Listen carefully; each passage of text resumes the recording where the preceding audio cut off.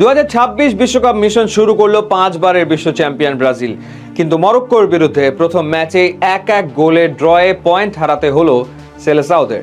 হ্যাঁ, Vinicius junior দুর্দান্ত এক গোল করে দলকে বাঁচিয়েছেন ঠিকই, কিন্তু পুরো ম্যাচ জুড়ে ব্রাজিলের খেলা দেখে একটা প্রশ্ন সবার মনে ঘুরপাক খাচ্ছে, কোথায় সেই চিরচেনা যোগো বনিতো? কার্লো অ্যানচেলোত্তির দল কেন মরক্কোর হাই প্রেসিং ফুটবলের সামনে এভাবে খেই হারিয়ে ফেলল? উত্তরটা খুব সহজ, নেইমার জুনিয়র। কাফ ইনজুরির কারণে দলের বাইরে থাকা এই মহাতারকাকে কেন মরক্কোর বিপক্ষে প্রতিটা সেকেন্ডে মিস করল ব্রাজিল?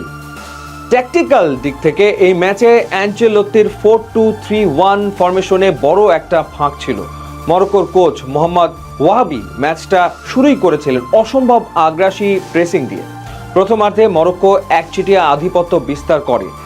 তারা ব্রাজিলের বক্সে 11 বার বল টাচ করে এবং হাফ টাইমের আগেই ব্রাজিলের পোস্টে 12টি শট নেয়। ব্রাজিলের মাঝমাঠে ক্যাসিমিরো একা হয়ে পড়েছিলেন, আর লুকাস পাকেতা ও গিমারায়েস ডিফেন্স লাইনে সাহায্য করবেন নাকি আক্রমণ সামলাবেন তা নিয়ে দ্বিধায় ছিলেন। এখানেই আসে নেইমারের ভূমিকা। নেইমার যখন নাম্বার 10 পজিশনে খেলেন, তিনি মরক্কোর এই মিডফিল্ড লাইনকে বাইপাস করতে নিচে নেমে আসেন। প্রতিপক্ষের মিডফিল্ডারদের ড্রিবলিং বা ট্যাকল অ্যাভয়েড করে তিনি যেভাবে বল হোল্ড করেন তা বর্তমান দলের কেউ করতে পারেননি। নেইমার না থাকায় মরক্কোর মিডফিল্ড খুব সহজেই ব্রাজিলের ডিফেন্সের ওপর চড়াও হওয়ার সুযোগ পেয়েছে। এবার একটু পরিসংখ্যানের দিকে তাকানো যাক। অ্যানচেলোত্তি নিজেই ম্যাচ শেষে স্বীকার করেছেন যে প্রথমার্ধে ব্রাজিল প্রচুর ডুয়েল এবং পজিশন হারিয়েছে।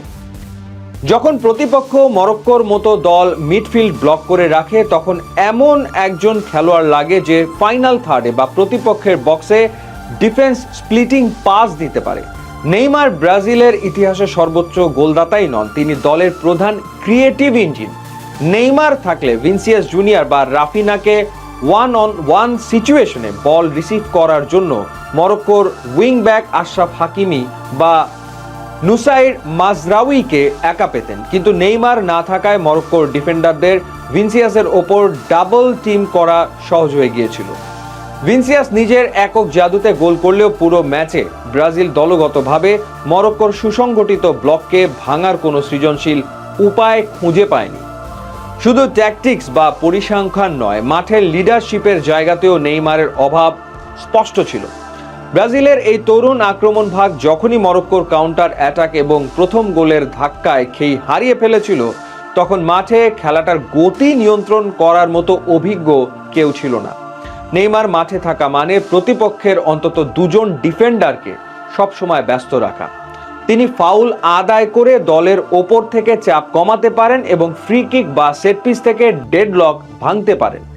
এই ম্যাচে ব্রাজিল সেট পিস থেকেও মরক্কোকে তেমন কোনো বিপদে ফেলতে পারেনি। মরক্কোর বিরুদ্ধে এই 1-1 ড্র কার্লো অ্যানচেলোত্তির জন্য একটা বড় ওয়েক আপ কল। নেইমারকে ছাড়া কিভাবে মাঝমাঠের নিয়ন্ত্রণ ধরে রাখতে হয় এবং হাই প্রেসিং দলের বিরুদ্ধে খেলতে হয়, সেই সমাধান ব্রাজিলকে দ্রুত খুঁজে বের করতে হবে, কারণ সামনেই হাইতি ও স্কটল্যান্ডের বিরুদ্ধে ম্যাচ। বাস্তবতা হলো নেইমার বিশ্বকাপের ঠিক আগ মুহূর্তে ডান পায়ের কাফ ইনজুরিতে পড়ে, যে কারণে অ্যানচেলোত্তি তাকে স্কোয়াডে রাখলেও মরক্কোর বিপক্ষে প্রথম ম্যাচে মাঠে নামানোর ঝুঁকি নেননি।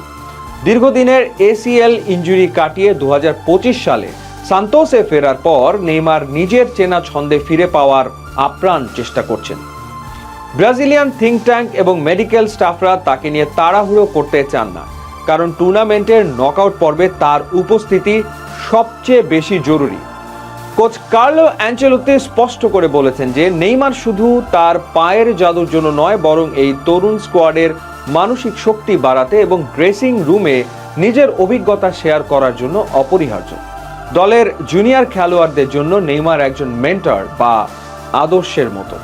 মরক্কোর বিপক্ষে ম্যাচে ভিনিসিয়াস গোল পেলেও দলের আক্রমণে যে ছন্নছাড়া ভাব ছিল, তা কেবল একজন অভিজ্ঞ লিডারই মাঠ থেকে নিয়ন্ত্রণ করতে পারতেন, যা করার জন্য নেইমার সম্পূর্ণ প্রস্তুত।